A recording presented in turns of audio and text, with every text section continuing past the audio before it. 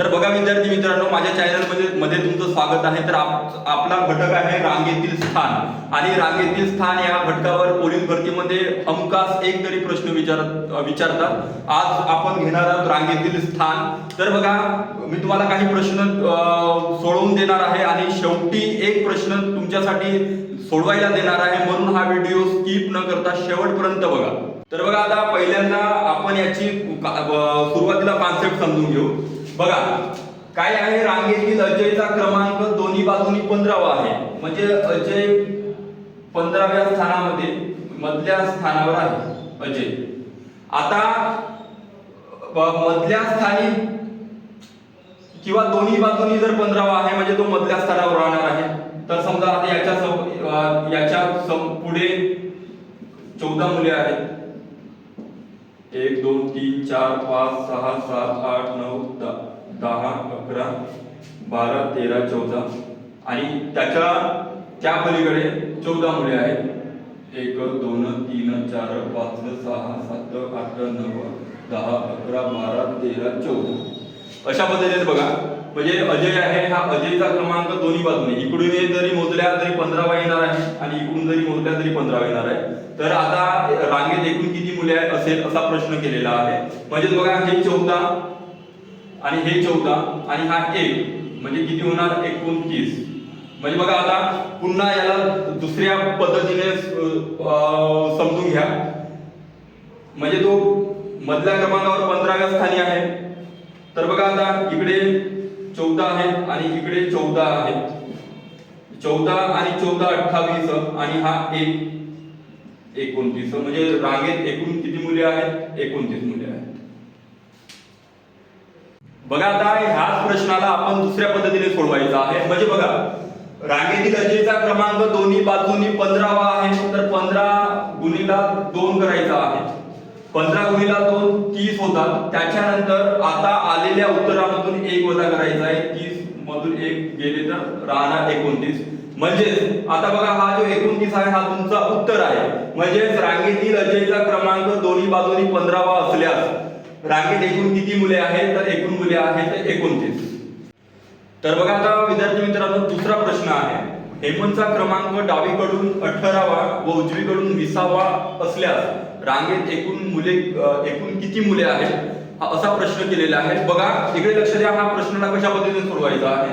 हेमंतचा क्रमांक डावीकडून 18वा आहे, आणि उजवीकडून 20वा आहे, आता बघा, याला काय करायचं आहे, डावीकडून 18वा आहे आणि उजवीकडून 20वा आहे, म्हणजे 18 अधिक 20 करा, 18 अधिक 20 आलेला उत्तर आहे 38। मग त्या 38 मधून 1 वजा करा, 38 मधून 1 वजा केलं तर राहिले 37। म्हणजे हेमंतचा क्रमांक डावीकडे 18वा व उजवीकडे 20वा असल्यास रांगेत एकूण मुले किती राहतील, मग 37 राहतील। हे करून घ्या, ओके। बघा, आता विद्यार्थी मित्रांनो, त्याच्यानंतरचा प्रश्न आहे, मुलींच्या रांगेत सीमाचा क्रमांक उजवीकडून 10वा व डावीकडून 14वा आहे, त्या रांगेत आयेशा मधोमध असल्यास तिचा दोन्ही बाजूनी क्रमांक कितवा असेल असा प्रश्न केलेला आहे। तर बघा, प्रश्न समजून घ्या। मुलींच्या रांगेत सीमाचा क्रमांक उजवीकडून 10वा आहे, आणि डावीकडून 14वा आहे। आता याची बेरीज करा। आता याची बेरीज केल्यानंतर 24 येते, आणि 24 मधून 1 वजा करा तर उत्तर 23 येणार आहे। तर म्हणजे एका रांगेमध्ये एकूण मुली आहेत 23, ओके। आता आपल्याला त्या 23 मुलांच्या रांगेमध्ये किंवा 23 मुलींच्या रांगेमध्ये आयेशा मधोमध आहे, म्हणजेच ती कितव्या क्रमांकावर असेल असा प्रश्न केलेला आहे। बघा, आता ही 23व्या आहे, 23। बघा, एक गोष्ट लक्षात ठेवायची आहे की 23 ही विषम संख्या आहे, म्हणजे इकडे 11 राहणार आहे, इकडे 11 राहणार आहे, आणि इथे हा 12वा, म्हणजे 11 दुने 22 आणि 1 23। म्हणजे बघा, आता आयेशाचा क्रमांक कितवा, 12वा क्रमांक आहे।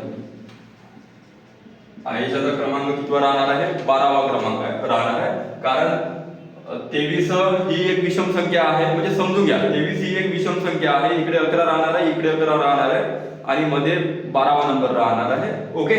आणि पुन्हा त्याला दुसऱ्या पद्धतीने जर करायचं असेल आपल्याला बघा काय करायचं आहे, सीमाचा क्रमांक उजवीकडून 14वा आहे आणि डावीकडून 10वा आहे, उजवीकडून 14वा आणि डावीकडून 10वा आहे. तर बघा आता काय करायचं आहे, यांची बेरीज करा, 14 आणि 10 ची 24 आणि याला 2 ने भागा, 24 भागीला 2 किती होणार आहे, 12 होणार आहे आणि मग आयशाचा क्रमांक किती वर आहे, 12वा क्रमांक आहे.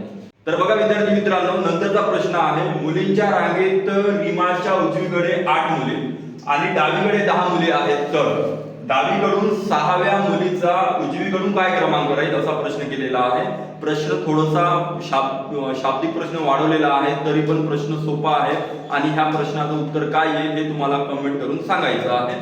तर विद्यार्थी मित्रांनो बघा, जर तुम्हाला पुन्हा दुसऱ्या घटकावर जर प्रश्न पाहिजे असतील तर तुम्ही कमेंट मध्ये सांगू शकता आणि कोणत्या प्रश्नांची शॉर्ट ट्रिक्स हवी आहे, कोणता प्रश्न सूत्राने पाहिजे आहे हे तुम्ही कमेंट मध्ये नक्की सांगा.